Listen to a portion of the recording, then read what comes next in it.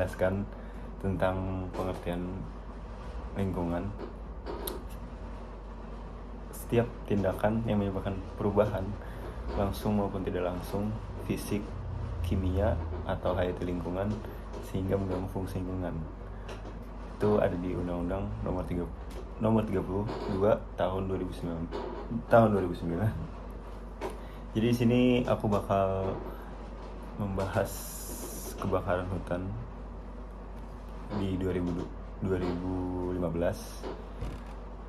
yang pada awal tahun 2015 Januari sampai April itu aktivitas pembukaan lahan mulai terjadi di wilayah Sumatera dan Kalimantan. Praktik pembakaran lahan sudah mulai terlihat sejak awal tahun meskipun belum masif ya. Dan cuaca relatif normal, namun sudah ada peringatan BMKG bahwa akan terjadi El Nino yang menyebabkan musim kemarau panjang. Di Mei sampai Juni 2015, meningkatnya aktivitas pembukaan lahan oleh perusahaan dan petani dengan metode slash and burn, tebas dan bakar.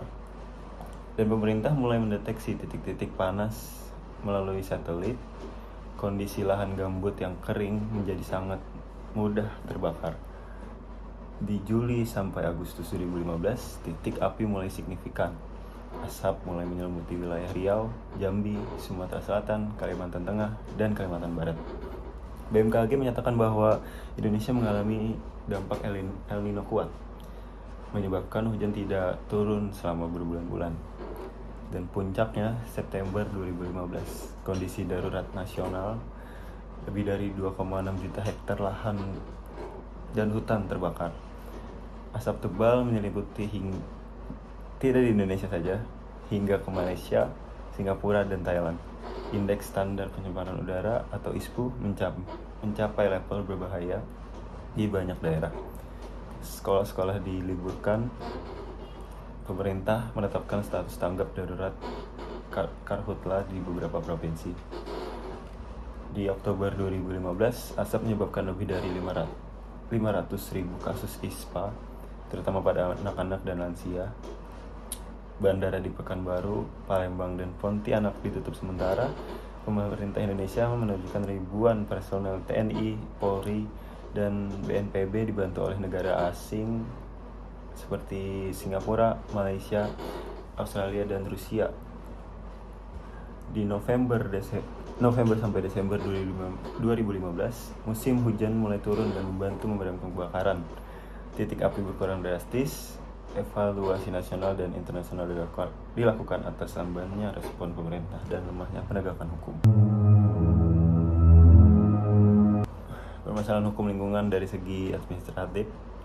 Yang pertama, pemberian izin yang longgar. Banyak perusahaan mendapat izin lingkungan dan izin usaha tanpa studi AMDAL yang akurat atau dengan manipulasi data. Kasus karhutla pada tahun 2015 ini menunjukkan perusahaan tetap membakar lahan meskipun telah mendapat izin yang melarang pembakarannya. Dan kedua, lemahnya pengawasan. Pemerintah daerah dan pusat sering gagal mendeteksi titik api dan gagal juga mengantisipasinya. Kurangnya juga koordinasi antara KLHK, BNPB, Pemda, dan aparat hukum. Dan kurang tegas juga dari sanksi administrasi sebenarnya. Dari Undang-Undang nomor 32 tahun 2009 mengatur sanksi administratif seperti peringatan tertulis, pembukaan izin, dan pencabutan izin. Tapi implementasinya jarang dilakukan. Banyak pelaku usaha tetap beroperasi meskipun telah menyebabkan kerusakan. Dari segi perdata, sulitnya pembuktian.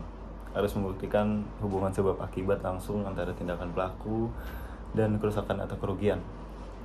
Misal seperti warga yang terkena ISPA harus membuktikan bahwa asap karhutla berasal dari perusahaan tertentu. Yang kedua, putusan sulit dieksekusi. Bahkan jika perusahaan dinyatakan bersalah dan dihukum membayar ratusan miliar rupiah, pelaksanaan putusannya sering terbentur tidak adanya mekanisme eksekusi yang tegas. Dari segi pidana, yang pertama ini kesulitan menjerat korporasi. Di UU nomor 32 tahun 2009 memungkinkan pemidanaan terhadap korporasi. Tapi siapa yang dianggap pelaku, pemilik, direktur, manajer lapangan? Tanggung jawab pidana sulit dibuktikan. Yang kedua, lemahnya penyidikan dan penuntutan.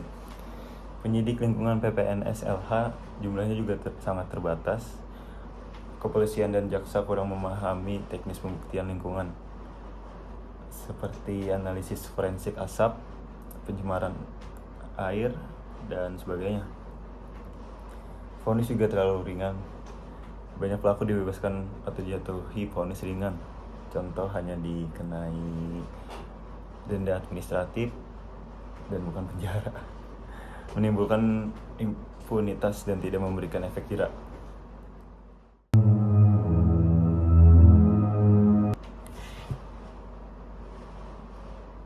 Prinsip hukum lingkungan, litigasi dan non-litigasi.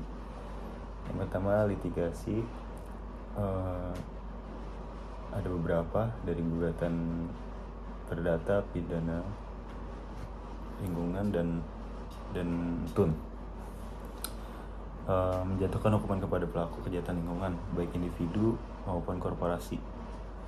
Dasar hukumnya di Undang-Undang Nomor 32 Tahun 2009 Pasal 98 sampai 100. Jika perusahaan terbukti sengaja membakar hutan, bisa dipidana penjara 10 sampai 15 tahun dan denda hingga 15 miliar. Kita ke bagian perdata lingkungan. Tujuannya memberikan ganti rugi kepada korban atau melakukan pemulihan lingkungan atau restorasi. Penggugat bisa perorangan, masyarakat, LSM misalnya Walhi, atau pemerintah. Gugatannya ada dua, gugatan class action dan gugatan citizen lawsuit. Gugatan class action ini digunakan ketika korban dalam jumlah besar, seperti kasus Karhutla ya. Untuk gugatan citizen lawsuitnya, masyarakat menggugat pemerintah karena kelalaian mengurus lingkungan. Tapi masalah ini sangat membutuhkan proses panjang dan eksekusi putusan juga sering tidak dilaksanakan. Terus tata usaha negara, yaitu TUN. Tujuannya membatalkan keputusan pemerintah yang merugikan lingkungan. Izin lingkungan yang dikeluarkan pemerintah kepada perusahaan pembakar hutan bisa digugat ke PT UN.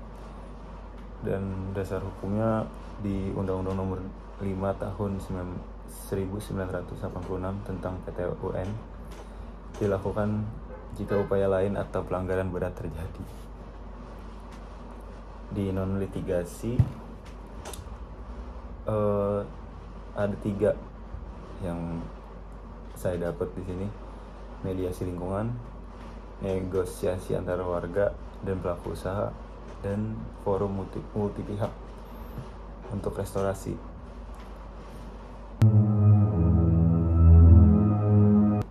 Keempat, pertama, Undang-Undang Nomor 4 Tahun 1992 tentang perumahan dan pemukiman. Masyarakat berhak dan wajib menjaga kelestarian lingkungan permukiman. Yang kedua, Undang-Undang Nomor 23 Tahun 1997. Ini sebenarnya sudah dicabut, tapi jadi historis. Menyatakan masyarakat sebagai bagian dari subjek penting dalam pengawasan lingkungan.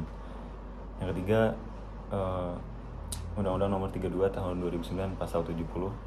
Masyarakat berhak mendapat informasi lingkungan, berpartisipasi aktif dalam pengawasan, mengajukan pengaduan dan gugatan seperti Walhi, Greenpeace, masyarakat adat yang melaporkan Karhutla ke KLHK.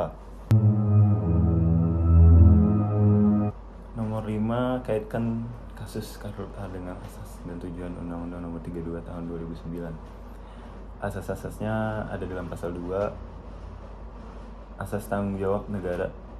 Pemerintah wajib melindungi rakyat dari bencana asap, namun kerap lalai. dalam pencegahannya. Asas kelestarian dan keberlanjutan, pembakaran lahan merusak ekosistem dan mengancam masa depan generasi. Asas partisipasi, masyarakat, NGO, dan media aktif menyuarakan protes terhadap pembiaran karhutla. Keadilan, warga kecil terkena dampak sementara pelaku besar korporasi sulit tersentuh hukum. Asas ekoregion, kerusakan tidak hanya dampak lokal tapi lintas provinsi dan bahkan negara. Asas kehati-hatian, harusnya pemerintah dan perusahaan menerapkan prinsip ini sebelum membuka lahan. Asas pencegahan sering lemah, baru ada reaksi setelah bencana asap besar terjadi. Akuntabilitas, banyak pelaku belum diberi sanksi jelas, minim transparansi. Polluter pays, belum semua pelaku membayar ganti rugi atas kerusakan mereka sebabkan, karena ya tadi tidak adanya tegas untuk kasus ini. Tujuan Undang-Undang Nomor 32 Tahun 2019 Pasal 3 yang pertama melindungi wilayah NKRI dari pencemaran, kedua menjamin keselamatan, kesehatan dan kehidupan makhluk hidup, 3 menjamin kelestarian sumber daya alam, 4 menjamin keadilan antar generasi dan intragenerasi, 5 menjaga keberlanjutan lingkungan dalam pembangunan.